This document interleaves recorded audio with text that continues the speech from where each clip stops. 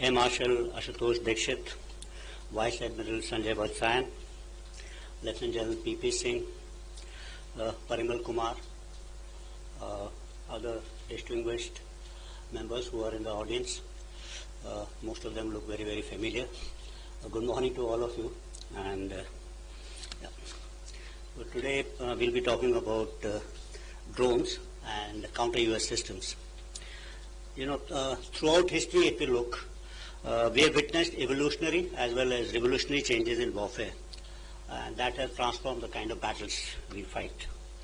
Change is either evolutionary, something like Charles Darwin spoke about, natural selection. Gradually, it happens over a period of time, and then there is a revolutionary change, which happens all of a sudden, something like an ice age which comes in. People who are not adapted to it or not used to that particular environment, they go kind of extinct. So evolutionary changes have made weapons and war fighting equipment, smaller, faster, lighter, more efficient, more affordable. Long back we had rifles which were much weighty, but they were large length. We have now shorter, lighter rifles, longer ranges. They're much more cheaper. We can fight at night. We can fire them at night. Similarly for tanks and aircrafts, we made them affordable. They're lighter, yet they maneuver very fast and they afford more protection. It's similar for even say explosives. We started with gun cotton, then probably TNT, RDX, today HMX. So in that same weight, you can get more explosive power. These are kind of evolutionary changes. They happen gradually over a period of time. On the other hand, revolutionary changes, they impact the very character of war, necessitating organizational, doctrinal, functional, structural kind of changes. And they need new ideas, innovations, imagination, and new kind of thoughts. So advances in, say, this all has happened, and this has introduced those three revolutions in military affairs, which I have been talking about in large number of seminars and talks. And first, as generally speak about it, that first revolution in military affairs due to advances in surface mobility and aerial mobility, and that changes the way we used to fight. And second revolution in military affairs was basically due to advances in communication and ICT technology, which again network people, you could take faster decisions.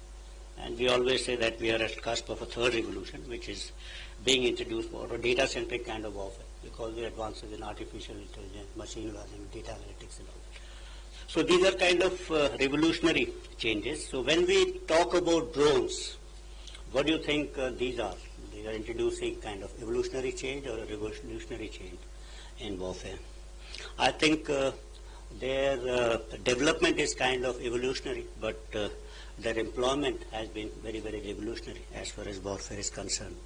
Initially, the development was for small applications, limited ranges, restricted payloads.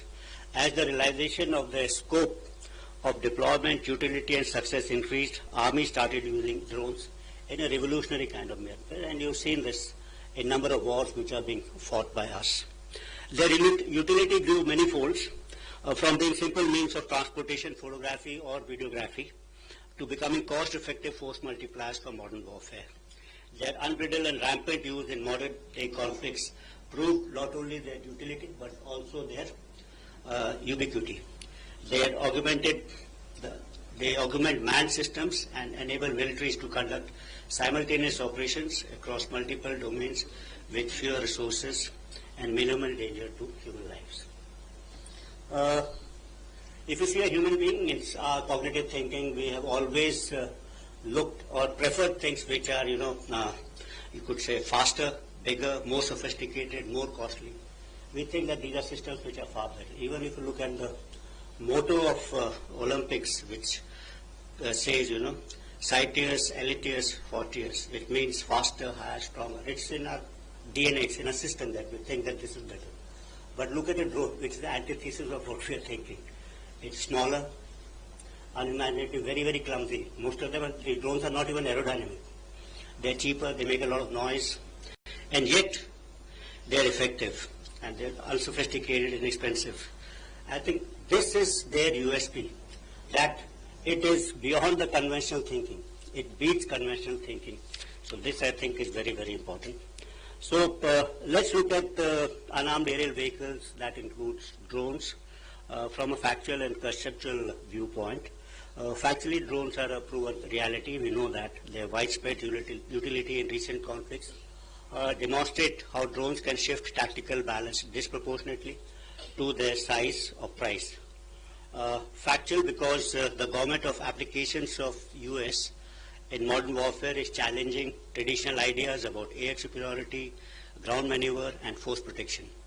Swarm tactics, autonomous and intelligent operations, MUMT, asymmetric drone warfare are making large platforms vulnerable and driving militaries to rethink the conceptual aspects of air doctrines, development of a counter US system, and adaptive rules of engagement. So in the conceptual realm, if you look, we always thought that airspace was one. It was kind of indivisible. And it's there where manned aircrafts traditionally dominated battlefield. So this used to be there till about 18 kilometers or 60,000 feet or so. But the introduction of, say, ballistic missiles, hypersonic weapons, that is cruise as well as glide, has opened up that upper space. And we always say that today airspace also includes near space. So that's one way. But you look at the bottom side of it, that the lower space, which is below 50 meters. Now this is getting congested, and this requires a special kind of a treatment and understanding, because this is where most of the combat is taking place when we talk about these drones.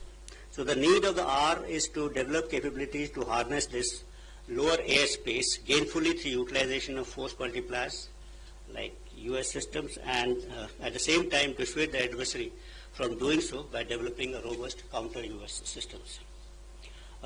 During Operation Sindoor on 10th of May, Pakistan had used unarmed drones and loiter ammunitions. None of them actually could inflict any damage to Indian military or civilian infrastructure. Most of them were utilized through a combination of kinetic and non-kinetic means, and some of them, in fact, could be recovered in almost intact conditions. We need to focus on combat in future in this particular lower airspace. The ability to use LEO satellites for control of USS, enhance communication and navigation services, and increase the range and functionality of drones manifold. Conventional drones that work on principles of line of sight data link are limited in range and capabilities. Let's now talk about counter US system and a counter US grid. As drones and autonomous systems become the choice of weapons for targeting, developing counter-US systems to protect our critical infrastructure and military assets assumes importance. Counter-US operations are extremely complicated. Detecting, identifying, tracking, and neutralizing drones involves creation of a counter-US grid that must be capable of integrating and networking multiple technologies such as radars, sensors, jammers, as well as directed energy weapons. The effectiveness of this architecture will hinge upon seamless coordination and integration across air defense networks, civil aviation, regulators, and local command and control structures to avoid gaps, fratricide, and operational blind spots. The modern counter-US system grid is not only about technology, it's about fusing disparate assets into a resilient, adaptive ecosystem that can dynamically respond to the evolving aerial threats in a contested lower airspace. Let's switch on to Atmanirbharta for both this drones and counter-US systems.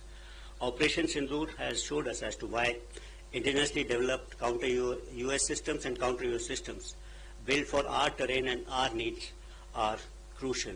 We cannot rely on imported niche technology that are crucial for our offensive and defensive missions. We must invent and build and safeguard ourselves. Dependence on foreign technologies weakens our preparedness, limits our ability to scale up production, results in shortfall of critical spares for sustenance and round-the-clock availability. Another important aspect of this capability is that foreign weapons and sensors, their capabilities are known to all, and adversaries can predict our tactics and doctrinal concepts based on the capabilities of this particular system. So you may have today on very modern aircrafts, air-to-air missiles, so say ranges are known to us, so are they known to the adversaries also. And the moment if they are imported, then obviously the adversary can keep out of those ranges and develop tactics accordingly. So this becomes a severe limitation, but if you are developing systems which you own, their capabilities are not known to the enemy, and that may add an element of surprise when actually you are face to face in the initial encounters at least. So when we design, make and innovate at home, we secure our secrets, cut costs, retain the initiative to scale up production, and maintain round-the-clock readiness. Our Honorable Raksha Mantri has rightly said that Atmanirbharta is not a choice, it's part of a duty. In warfare, you cannot win with yesterday's weapon systems in today's warfare. In fact, today's warfare has to be fought with tomorrow's technology. And happy to note that this workshop is deliberating on crucial issues for Indianization and improvement in existing US and counter-US capabilities. I would like all of you during the day's deliberation to focus on a few things. First, I think, is increased impetus on defense R&D to deliver next generation of solutions. Then encourage modular, upgradable design so that new technology payloads, AI modules, EW technology can be integrated quickly. Develop standardized open architecture for plug-and-play modules for effective counter-US, both for kinetic and non-kinetic systems. Fifthly, create counter-US system testbed for startups and DRDO. Sixthly, invest in secure sovereign software stacks for UAV control and anti-jamming. Seventhly, we could focus on stealth and next generation of UAVs. And last and not the least, develop a long-term vision roadmap for swarm drones, drone carriers, MUMT, direct energy weapons, artificial intelligence-powered counter-US systems, etc.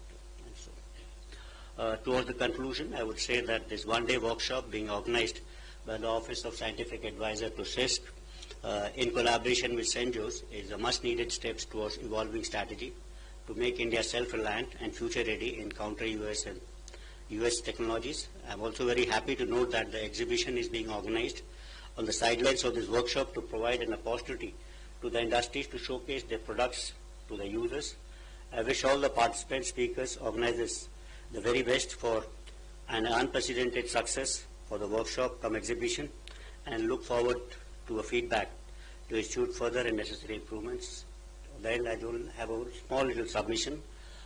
This third particular session, I believe, can be renamed as Challenges in Indianization of UAV Components, rather than talking about problems envisaged by users to the use of imported components in the UAV. That would not be a correct kind of a message.